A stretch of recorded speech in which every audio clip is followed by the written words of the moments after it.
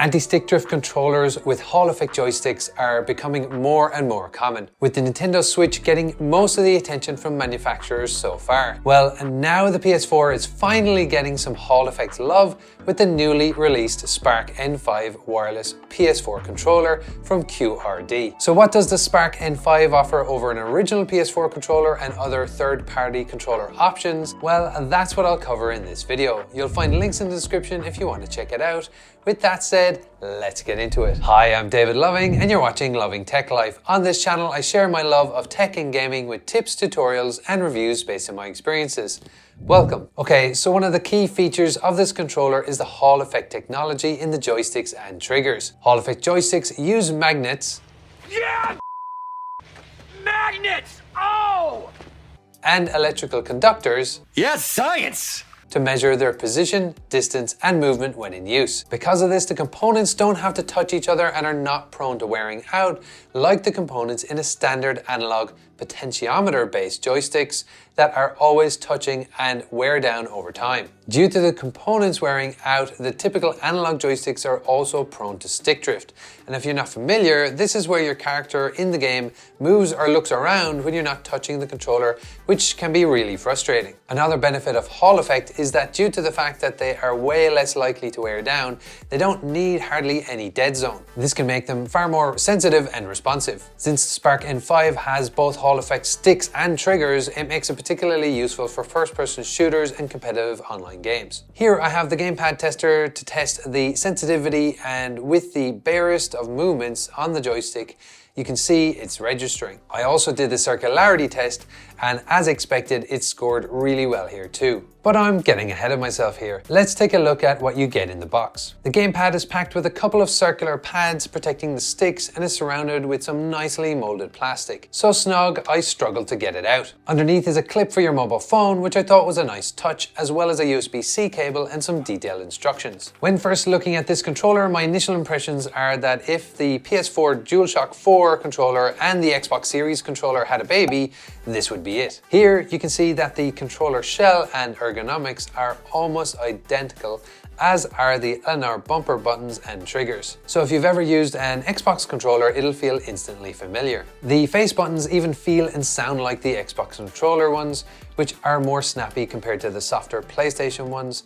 The D-pad is more similar to the Xbox and is better, in my opinion, than the PlayStation's, as it's easier to roll like you would in a fighting game, for example. The joysticks are both in the same position as the PS4 controller, as opposed to the Xbox ones that are offset, so if you're used to the PS4's joystick layout, you'll be happy. The PS4 and Spark N5 both feel about the same weight, and after looking it up, they're only about 10 grams in the difference. On the rest of the controller, you'll find the other buttons and features equivalent to the PS4 that you'd expect to find, such as the home button, share and options buttons, touchpad, 3.5mm headset jack, speaker and indicator LEDs on the top and around the touchpad. Unique to this controller are the extra RGB LEDs around the Hall effect joysticks and face buttons, a turbo button, as well as a couple of paddles labeled N1 and N2 at the back, which are macro programmable, and a set button, which I'll get into all their functionality shortly. One really convenient thing I like about this controller is that you don't need any PC software to make any changes or configure the controller. Everything is done on the controller itself and can be done on the fly, which is really handy. The colors of the LEDs around the joysticks and buttons can be changed just by clicking the set button at the back. By default, it will cycle through all the colors with this cool breathing effect. If you hit the set button at the back, it will move onto a single color and still have that breathing effect. The colors available are red, blue, green, pink, yellow, cyan blue, purple, and white.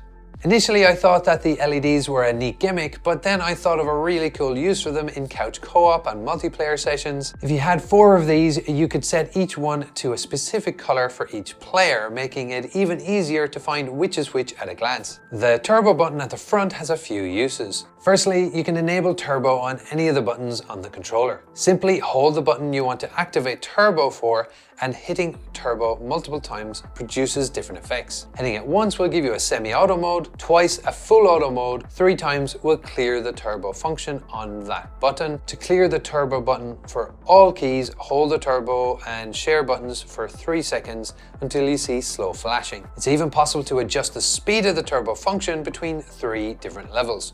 Just hold down the turbo button and move the right joystick up and down to cycle between them. While if you hold the turbo button down and move the left stick, you'll cycle between the 4 different levels of vibration for the controller. To connect the Spark N5 to a PS4 or PS5, it's pretty straightforward. Here I'm using a PS5, but remember, like the DualShock 4, it will only work with PS4 games and older. Just plug it in with the supplied cable and press the Q or home button and it'll pair up just like the PS4 controller. You can then unplug the cable and it'll work wirelessly. You can connect up to 4 of these, and depending on which player you are, the status LEDs will be blue for player 1, red for 2, green for 3, and pink for player 4, just like the original PS4 controller. To connect to a PC or PS3, just plug it in with a USB-C cable and it'll just work without any drivers or software. The status lights will light up green when connected to a PC this way. You can easily switch between the default X input to D input mode by holding the share and options buttons for 3 seconds, just like the original PS4 controller. If your PC has Bluetooth, then you can connect it the same way as you would an iOS or Android device. To pair up to an iOS or Android device, just hold the home and share buttons until you see the lights flashing. On the Bluetooth screen on this iPhone, it appeared as a DualShock 4 wireless controller. Select it, and when it's paired up, it'll stop flashing. Then you can use the supplied clip to mount your phone. Another feature that really separates this controller from the original PS4 controller are the paddle buttons at the back. These are macro programmable with one or a combination of buttons up to 24 inputs. Here I tried it out with Street Fighter just to demo how this would work. To kick things off, just hold the set button along with the paddle you want to program. In this case, I'm going to program the N1 button for Hadouken quarter circle forward. Hadouken! Hadouken! Hadouken! Hadouken! There you go, Hadoukens all day long. Let's try a Shoryuken Dragon Punch. Shoryuken! Shoryuken! Shoryuken! Shoryuken! Boom, there you go. So what's the battery life like? Well, the battery is a 1200 milliamp hour battery, which QRD say is rated for 8 hours of continuous use and a charging time of 3 hours for the full battery. This seems about right so far based on my time with it. So overall, what are my thoughts on this controller? I find the ergonomics instantly familiar since it's shaped just like an Xbox controller with all of the features of the PS4 controller, with the typical PlayStation joystick layout. The Hall effect sticks and triggers feel very responsive, and it's nice to know that stick drift will be the least of your worries. Not that it's impossible to get stick drift with Hall effect, but it's so negligible that there will be something else wrong with the controller long before stick drift ever becomes an issue. I do like a controller with paddles at the back, and it's even handier that they are macro programmable. I like how everything can be programmed or configured right on the controller, so no time is wasted plugging in to some software on your computer to make the changes. It's also a very versatile controller that can be used on a PS3, PS4, PC, iOS, or Android devices. If I had one bad thing to say about the controller, it would be that the plastic is very smooth with no texture or grips. But that can be easily fixed by applying some grips or skins that are available for Xbox controllers, since they are exactly the same shape. Considering this controller is cheaper than the DualShock 4, I think it's a great value proposition with a lot packed into it by comparison. If you'd like to check it out, you'll find links in the description, and if you have any questions, please drop them into the comments below, and I'll see you in the next video.